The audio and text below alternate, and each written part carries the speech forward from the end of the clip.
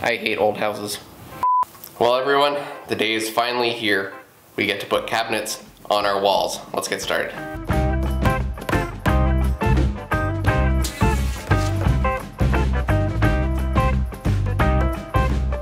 The first step in installing the rails is to figure out where they need to go on the wall. For our IKEA kitchen, the base suspension rail needs to be hung 32 and 3/16 of an inch above the floor's highest point. To figure out our floor's highest point, we set up our laser level. We then measured from the laser line to the floor along the walls where the cabinets are going. The highest point will be the lowest number. We then repositioned our laser level at 32 and 3/16 of an inch above the floor in the location of the highest point. We also checked the height of the island to make sure that all of our countertops will line up. Okay, so here's the IKEA rail system here. We got our 4 rails. We had to double check and triple check our math to make sure that we got all of the rail pieces together. We didn't have enough to do the whole walls and then just cut out the pieces afterwards. We have to cut them out specifically. We also ended up with one piece being made up of 2 pieces of leftover, so we're gonna leave that for the lower cabinet. And then all the upper cabinets will be solid pieces. The rest will be solid. It'll just be this one sink cabinet will be cut into 2. So let's cut up some rails.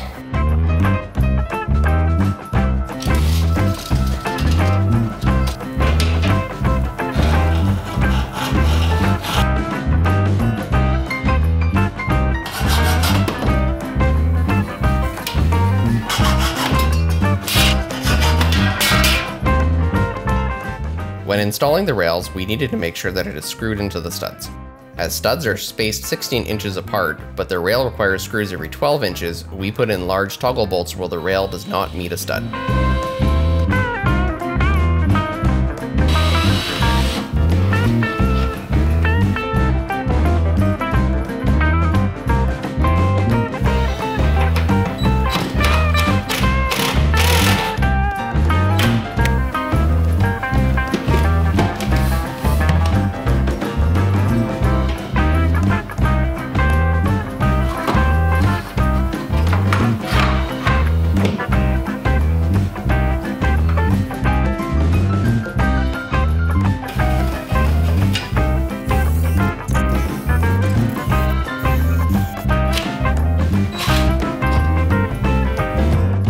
To make sure our rails laid flat with our extremely wavy walls, we required a lot of shims.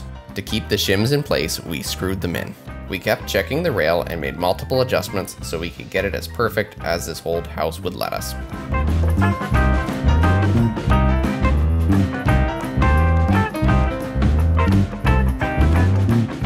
As with any DIY renovation, things rarely are perfect the first time. Here we are just making some adjustments to the rail as it came out a little long once we squared up our walls.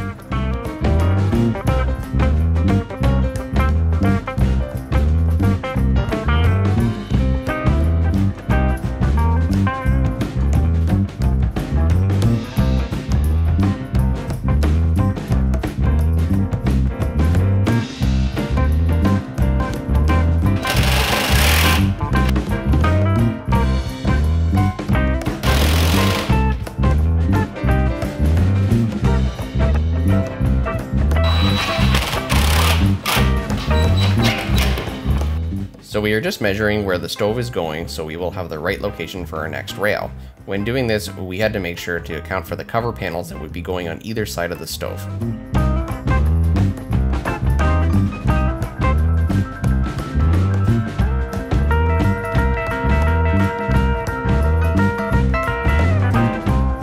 The one thing we ran into is that the holes in the rail did not always line up with some of the studs. So a hole would hit one, but then the next stud would be a little bit off. After we attached all the rails and made sure that they were level and in the correct locations, we drilled through the rail itself and put screws into the studs this way. Only advice is don't do this before you are 100% sure all your rails are level, as you won't be able to adjust them. Yeah, so these clips go like that, and then this plastic clip slides in the bottom, so there's like half the track is in there, half isn't, and then that tightens and holds it.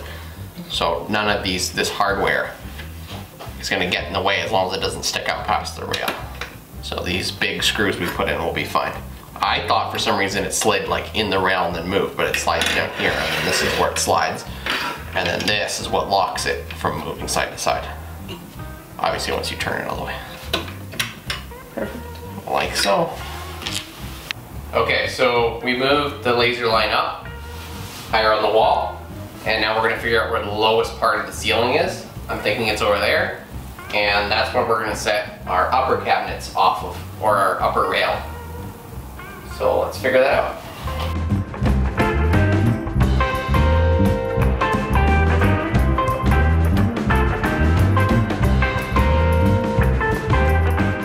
I hate old houses.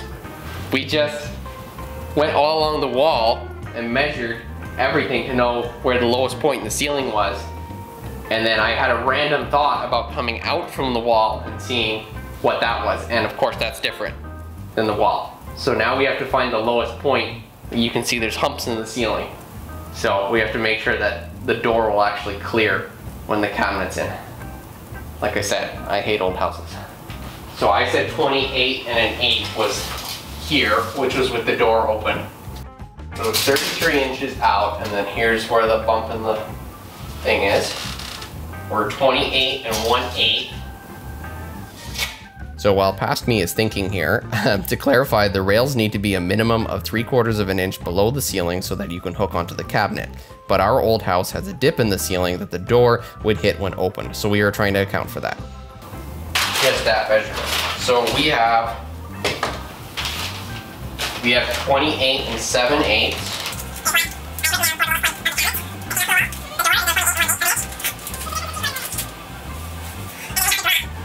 So if it's off by a sliver, that cabinet will hit. Instead of bringing it down 3/4, maybe we have to bring it down like an inch. So we have a 1/4 inch more. So now that we have that figured out, we set our laser level to the correct height and proceeded in putting up the upper rails.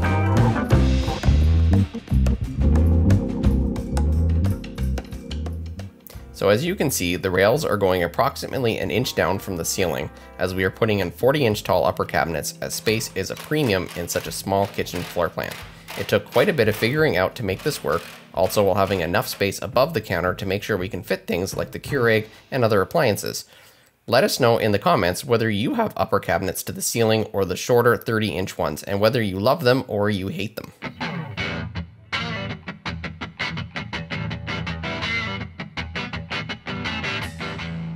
If you've gotten this far and liked the video, please smash the like button. If you don't like the video, go ahead and hit that dislike button twice.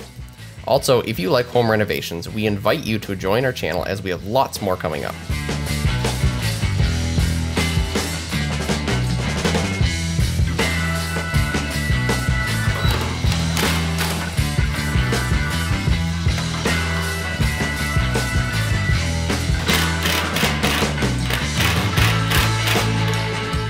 So you may have noticed on this side of the kitchen, the rail is actually lower than 1 inch for those eagle eye viewers.